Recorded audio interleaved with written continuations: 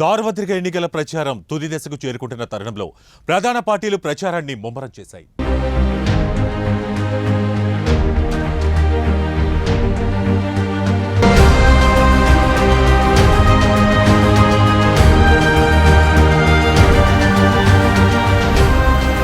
ముఖ్యంగా మైనార్టీలు అధికంగా ఉన్న కర్నూలు అసెంబ్లీ నియోజకవర్గంలో మాత్రం ప్రచారం వినూత్న రీతిలో కొనసాగుతుంది. తమ పార్టీకి మద్దతు తెలిపేలా ప్రసంగం చేయాలంటూ టీడీపీ నాయకులు బ్రదర్ సిరాజ్ను కర్నూలుకు రప్పించి ఆయనతో మోటివేషన్ ప్రోగ్రాంను ఏర్పాటు చేయగా, ఇటు వైసీపీ నాయకులు కూడా వారికి పోటీగా బ్రదర్ షఫీతో కార్యక్రమాన్ని ఏర్పాటు చేశారు. మత ప్రబోధకులు అంటే వీళ్లు మతం గురించి జనాలకు తెలియపరిచేవాళ్లు. కానీ ఈ మధ్య రాజకీయ నాయకుల కోసం ప్యాకేజీలా మారిపోతున్నారని పలువురు ముస్లిం పెద్దలు ఆరోపిస్తున్నారు. ఇక కట్ చేస్తే బ్రదర్ సిరాజ్ మొన్నటి వరకు కర్నూలు జిల్లా ఎమ్మిగనూరు వైసీపీ ఎమ్మెల్యే అభ్యర్థి బుట్టా రేణుకకు ఓటు వేసి భారీ మెజార్టీతో గెలిపించాలని ప్రచారం చేశారు. ఇప్పుడు మళ్లీ ఆయనే టీడీపీ ఎమ్మెల్యే అభ్యర్థి టీజీ భరత్ను గెలిపించాలని ఓటర్లను కోరారు. కట్ చేస్తే ముస్లింలకు ఓటేయాలని, హిందువులకు ఓటు వేయాలని దౌర్భాగ్య పరిస్థితులు రాష్ట్రంలో ఉన్నాయని వ్యాఖ్యలు బ్రదర్ సిరాజ్ వ్యాఖ్యానించారు. మరి ముస్లింలకు ఓటేయాలంటే 175 స్థానాల్లో 10 మంది కూడా ముస్లింలు లేరని, ముస్లింలకు ఇచ్చే సీట్లు ఎన్ని, ప్రాధాన్యత ఏంటి అన్న విషయాలను ప్యాకేజీ మొత్తంలో ఉన్న బ్రదర్ సిరాజ్ మర్చిపోయి మాట్లాడుతున్నారంటూ ముస్లిం మత పెద్దలు విమర్శిస్తున్నారు.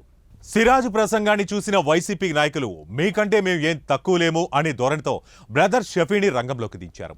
వైసీపీ అభ్యర్థి ఇంతియాజ్ నిర్వహించిన ప్రచారంలో షఫీ పాల్గొన్నారు.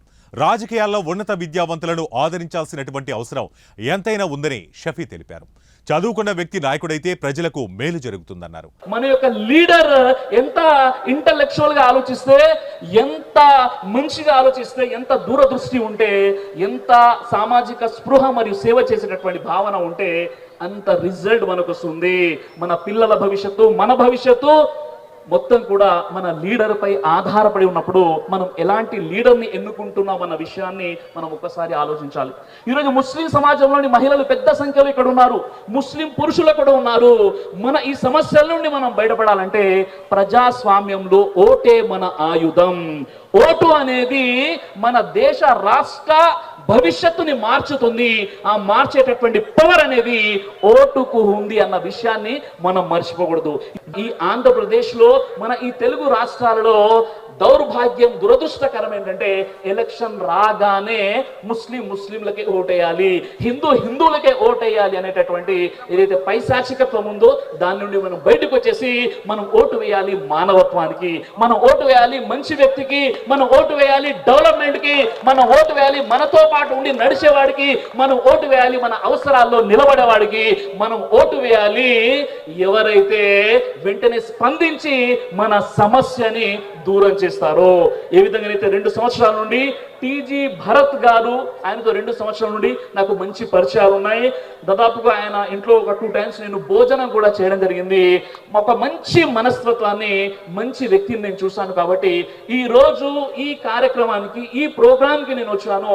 ఎంతో మంది కాల్ చేశారు, భయపెట్టే వాళ్ళు భయపెట్టే ప్రయత్నం చేశారు. సోషల్ మీడియాలో చాలా విపరీతమైనటువంటి ట్రోలింగ్ గురి చేశారు. అయినప్పటికీ కూడా నేను భయపడలేదు. ఎందుకంటే నేను తప్పు చేస్తే కదా నేను భయపడాలి. నేను ఒక మంచి వ్యక్తికి మద్దతు ప్రకటించడానికి వచ్చాను, మంచి వ్యక్తికి మద్దతు ప్రకటించడానికి వచ్చాను. ఎందుకంటే నా ప్రసంగాల్లో ఎక్కడ కూడా కుల మతాలను టార్గెట్ చేసుకుని నేను మాట్లాడను. నేను అందరినీ కలుపుకుంటాను.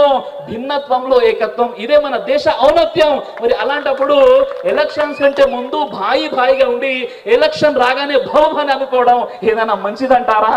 తప్పు కదా. కాబట్టి ఒక మంచి వ్యక్తిని ఎన్నుకోండి అని చెప్పడానికి నేను వచ్చాను. నిజంగా చెప్పాలంటే ఇతర పార్టీల వైసీపీ వారు కూడా దాదాపుగా 20 నియోజకవర్గాల్లో నన్ను పిలిచారు, నేను వెళ్ళాను. అప్పుడు ఏ టీడీపీ వాళ్ళు కూడా ఇలాంటి పోస్టులు పెట్టలేదు. మరో విషయం ఏంటంటే ఇప్పుడు భరత్ గారి కోసం నేను వచ్చాను. నిజంగా ఇది నా ఫస్ట్ ప్రోగ్రాం. నేను టీడీపీ నుండి భరత్ గారి పక్షాన నిలబడి ఆయన గెలిపించని స్వచ్ఛందంగా నేనైతే రావడం జరిగిందో నా ఫస్ట్ ప్రోగ్రాం. నిజంగా చెప్పాలి అంటే ఈరోజు ముస్లింలలో చాలా మందికి అపోహలు ఉన్నాయి. ఆ అపోహలు ఏంటంటే, లేదండి రేపటి రోజు ఇలా అవుతుంది అలా అవుతుంది, ఆయన బీజేపీ మెంటాలిటీ అంటే ఇది కేవలం ఒక ఫోబియా, ఇది ఒక వైరస్, ప్రజలను తప్పుతో పట్టించడానికి కల్పిస్తున్నటువంటి మాటలు తప్ప ఏనాడు కూడా ఇక్కడ ఉన్నటువంటి టీజీ భరత్ గారు ముస్లింలను ద్వేషించేటటువంటి సందర్భమైనా, లేదా వారికి ఇబ్బంది కలిగినటువంటి సందర్భమైనా, లేదా ముస్లింలను చిన్న చూపు చూసినటువంటి సందర్భమైనా, లేదా ముస్లింలను శత్రువులుగా భావించిన సందర్భం ఒక్కటి ఉన్నా మీరు నాకు చెప్పండి, నేను నా ప్రసంగాన్ని వదిలేసి వెళ్ళిపోతాను. తర్వాత నేను ఒక వాగ్దానం చేస్తున్నాను, రేపు భరత్ గారు ఎమ్మెల్యేగా గెలిచిన తర్వాత ఏ మైనారిటీకైనా ఏ ముస్లింకైనా ఏదైనా ఆయన ద్వారా నష్టం జరిగితే డైరెక్ట్ గా మీరు నాకు ఫోన్ చేయండి. నేను వాగ్దానం చేస్తున్నాను, ఏదైనా ముస్లింలకు సంబంధించినటువంటి వ్యతిరేకంగా లేదా మైనారిటీలకు సంబంధించినటువంటి ఏదైనా వ్యతిరేకంగా ఉంటే మీరు నన్ను అడగండి. ఎందుకంటే నేను ఆయన గురించి ఇంత స్టడీ చేశాను, ఇక్కడ నేను వచ్చి ఇక్కడ నిలబడ్డాను అంటే నాకు అనేక రకాల బెదిరింపు కాల్స్ కూడా వచ్చాయి. అయినప్పుడు కూడా నేను ఎందుకు వచ్చానంటే నా మానవత్వాన్ని నేను ఇచ్చిన మాటకు వ్యతిరేకంగా నేను ఉండను కాబట్టి ఇక్కడికి రావడం జరిగింది. నేను మీ brother Shafi, master motivator, personality development speaker గా గత 15 సంవత్సరాల నుంచి ఉభయ తెలుగు రాష్ట్రాల్లో వ్యక్తి యొక్క నిర్మాణం గురించి పనిచేస్తున్నటువంటి వ్యక్తిని. అయితే మరి ఇక్కడ ఒక మోటివేటర్ గా ఇక్కడేంటి పని, ఇది ఒక రాజకీయ వేదిక కదా అంటే, నిజంగా చెప్పాలంటే ఈ మొదటి వేదిక నేను రాజకీయ వేదికల మీద నేను కనిపిస్తున్న వేదిక, ఇది మొదటి వేదిక. దానికి కారణం ఏమిటి అంటే ఒకే ఒక కారణం, ఇక్కడ ఉన్నటువంటి ఎమ్మెల్యేగా పోటీ చేస్తున్నటువంటి అభ్యర్థి ఇంతియాజ్ గారు. ఏం సార్ వారేంటి కారణము అంటే, నిజంగా వారికి ఇప్పుడు కాదు గత 10 సంవత్సరాల నుంచి నాకు ఉన్నటువంటి పరిచయం. 10 సంవత్సరాలు నాకు పరిచయం. ఎప్పుడైతే నెల్లూరు పట్టణంలో వారు జాయింట్ కలెక్టర్ గా ఉన్నారో ఆ సమయంలో నాకు మోటివేషన్ ప్రోగ్రామ్ కోసం అక్కడ వెళ్ళడం జరిగింది. అప్పుడు ఏర్పడిన పరిచయం ఇప్పటివరకు వారు అంచెలంచెలుగా ఎదుగుతూ ఇప్పుడు ఆంధ్ర రాష్ట్ర ప్రజలందరూ గుర్తించే స్థాయిలో ఎదుగున్నారు. వారిని ప్రత్యేకంగా అధిష్టానం నుంచే ఇక్కడ ఒక ఎమ్మెల్యే అభ్యర్థిగా వారిని ప్రకటించడము, ఎమ్మెల్యేగా అభ్యర్థిగా నిజంగా నాకు చాలా సంతోషం అనిపించింది. అయితే ఇప్పుడు నేను మాట్లాడుతున్న మాటలు కేవలం కర్నూలు పట్టణ ప్రజలకే కాకుండా ఆంధ్ర రాష్ట్ర ప్రజలందరూ వింటున్నారు. ఎందుకంటే ఈ రోజు వేదిక ఈ గల్లీలోనే కాదు, ఈ సోషల్ మీడియా ద్వారా రాష్ట్ర ప్రజలందరూ వింటున్నారు.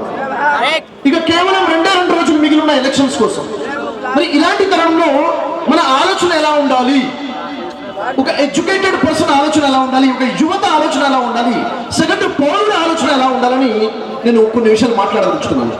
ఎందుకంటే 5 సంవత్సరాల తర్వాత ఒకే ఒక అవకాశం, 6 సెకండ్ల అవకాశం మనకు వస్తుంది. 6 సెకండ్లే, 7వ సెకండ్ లేదండి, 6 సెకండ్లే. మీరు బటన్ మీద ఒత్తుతూ ఉంటే 6 సెకండ్ల తర్వాత పీప్ అని సౌండ్ వస్తే మీరు బయటికి రావాల్సిందే.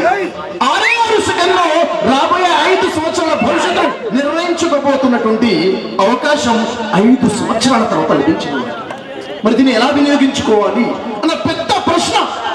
ఎవరినో అడిగే ఓటేద్దామా, ఎవరైనా చెప్తే ఓటేద్దామా, లేక ఆలోచించి ఓటేద్దామా అన్న ప్రశ్నకి సమాధానం నేను మీ ముందు మాట్లాడదలుచుకున్నాను. దయచేసి ఆలోచించండి.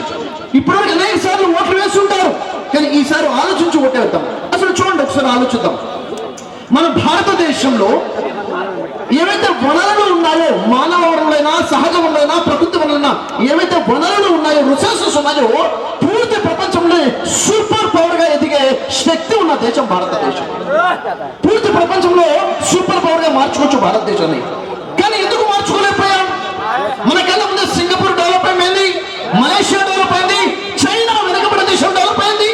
చైనా తర్వాత చూసుకుంటే దేశాలనే అభివృద్ధి ఉన్నాయి. భారతదేశం 75 సంవత్సరాలు దాటిపోయింది స్వతంత్రం వచ్చి, ఇప్పటివరకు అభివృద్ధి చెందుతున్న దేశంగానే ఉండిపోయింది. Only developing country. ఇంకా పరిశీలిస్తే ఎక్కడ డెవలప్ అవుతుందంటే చెడు వ్యసనాలు, క్రైమ్ డెవలప్ అవుతుంది తప్ప నిజమైన డెవలప్మెంట్ అయితే భారతదేశంలో కనబడడం లేదు. ఎందుకని? వాట్స్ ద రీజన్ అంటే మన దగ్గర వనరులు ఉన్నాయి, కానీ మానవులకు మైండ్ సెట్ ఆలోచన నెగిటివిటీలో వచ్చేస్తుంది, స్వార్థం వచ్చేసింది. ప్రతి వ్యక్తి స్వార్థంగా ఆలోచిస్తున్నాడు. ఇలాంటి తరుణంలో భారతదేశం రోజు రోజుకి వెనకడిగేస్తుంది తప్ప ముందడుగు వేయటం లేదు. ఇప్పుడు మనం ఏం చేయాలి? ఈ ఓటు హక్కును ఎలా వినియోగించుకోవాలి ఒక్కసారి ఆలోచించండి. సోదరులారా, నేను మిమ్మల్ని ప్రశ్న అడగాలనుకున్నాను. భారతదేశం రాజరిక వ్యవస్థన, ప్రజాస్వామ్య వ్యవస్థ వ్యవస్థనా? ప్రజాస్వామ్య వ్యవస్థ. నేను ప్రశ్నిస్తున్నాను, ప్రజాస్వామ్య వ్యవస్థ అంటే ఏమిటి? అంటే ఏంటి సార్? నేను చాలా మందిని ప్రశ్నించాను. ఏదేదో ఏదేదో ఏదో చెప్తున్నారు, స్పష్టత లేదు. ప్రజాస్వామ్యం అంటే ఏమిటి అని ప్రశ్నిస్తే స్పష్టత లేదు. అందుకే మన జీవితాలు ఇలా తగలడ్డాయి. క్లారిటీస్ అని వినండి. అసలు ప్రజాస్వామ్యం అంటే ఏంటో తెలియాలంటే రాజరికం అంటే ఏంటో తెలియాలి. అది తెలుస్తే ఇది తెలుస్తుంది. అప్పుడే ఓటు హక్కును ఎలా వినియోగించుకోవాలో, ఎందుకు వినియోగించుకోవాలో, ఎవరికి ఓటు వేయాలో క్లారిటీ వస్తుంది. లేకపోతే క్లారిటీ రాదు సోదరులారా. రండి చూద్దాం. రాజరికం అంటే ఏంటి? రాజరికం అంటే దేశము, దేశ సంపద ఎవరిది? యజమాని రాజు. రాజు కింగ్, అతనిదే అధికారం, అతనిదే యజమాని, అతనే ఓనర్. ప్రజలెవరు? సేవకులు, బానిసలు. ఇది రాజరిక వ్యవస్థ. ప్రజాస్వామ్యం అంటే ఏమిటి? ప్రజాస్వామ్యం అంటే దేశము, దేశంలో ఉన్న వనరులకి యజమాని ప్రజలు. అంటే ప్రజాస్వామ్యము అంటే ఏంటో తెలుసా? ప్రజలు ప్లస్ స్వాములు.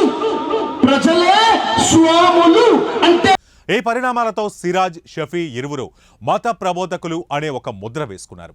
ముస్లిం మతానికి ప్రాబ్లమ్స్ క్రియేట్ చేస్తూ వీరిరువురు డబ్బుల కోసమే ఇలా స్పీచ్లు ఇస్తున్నారని కొంతమంది మత పెద్దలు ఈ విషయంపై చర్చించుకుంటూ ఇరువురి మాటలను ఖండించారు.